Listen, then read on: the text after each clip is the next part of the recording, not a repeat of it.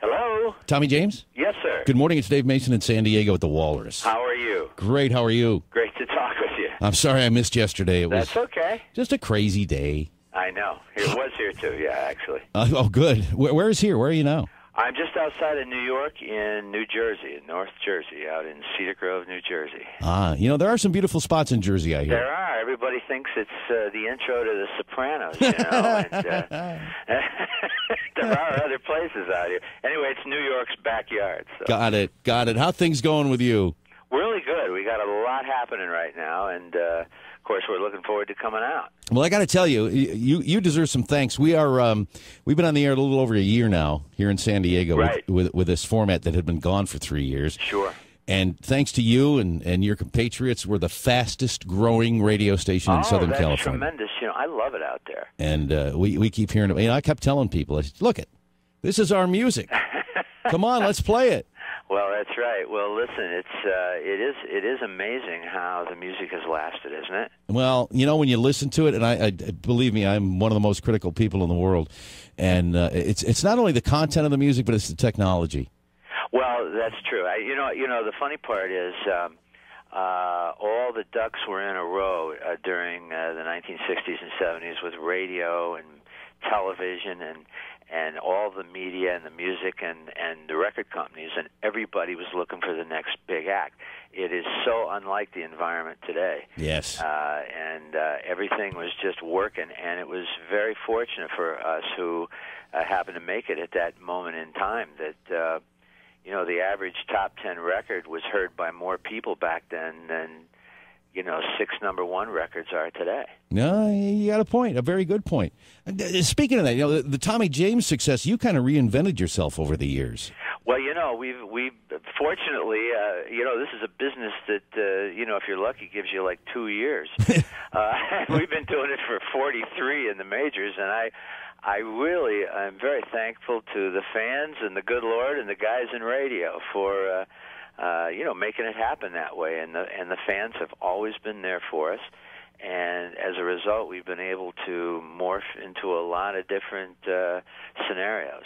What about the Hanky Panky story? I've heard several different versions of this, and I might as well get it straight from the horse's mouth. Well, the truth is, it was one of those only in America stories. It sounds like it was made up by a press agent, but it was absolutely the truth. We had recorded Hanky Panky back when I was a junior in high school.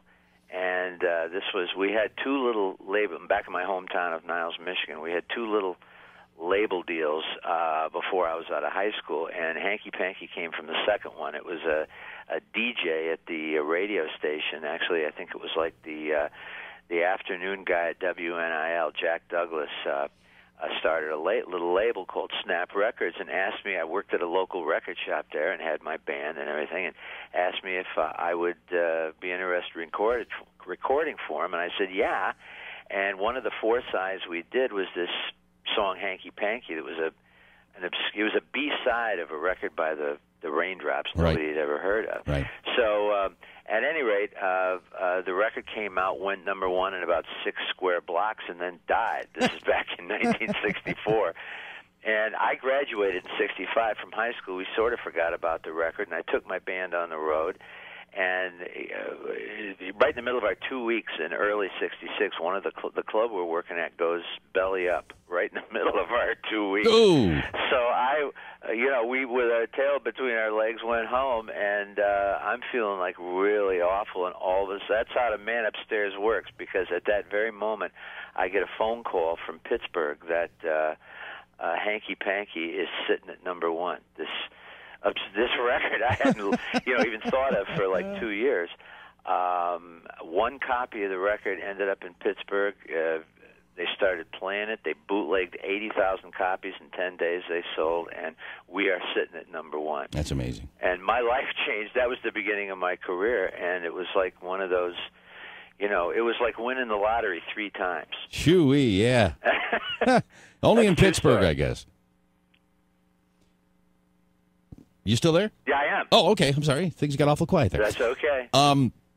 Now, I guess the next big hit, it was my early days in radio. I think we're alone now. It wasn't the next big hit, but it was probably the next most memorable song of yours. Sure. And, Once we got into New York, I had to put a production team together. And the one great thing, by the way, about being at Roulette was that they really needed hits. And they were great at selling singles, probably better than selling albums. And they... if we'd have been like with one, they were an independent label. If we had been with one of the corporate labels, CBS or RCA, whom we got a yes from, by the way, but we didn't go with them, we probably would have been handed a producer, and that would have been the last time anybody ever heard of us. But because we were with Roulette, we were like given the keys to the candy store, and I was allowed to put a production team together. And for our first three records, we basically were just kind of floundering. We were very lucky to score. And then our fourth record, the guy who ended up being my songwriting partner, Richie Cordell, Bo Gentry from Kama Sutra, came to me with I Think We're Alone Now. And they actually, when they first came to me with it, it was a ballad, if you can believe that, very slow. And but you could hear that it was a hit record. I mean, the hook was just... you couldn't get it out of your head. Mm-hmm. And so we went in and we sped it up, and I added the eighth note guitars, the dum dum dum dum on the demo that we did, and we sold it to, we got the head of Roulette, Morris Levy, to go nuts for it, and then we went back in the studio and recorded it Christmas Eve of 1966, and what a great Christmas present that was, because it came out the 1st of January of 67 and was on the charts for about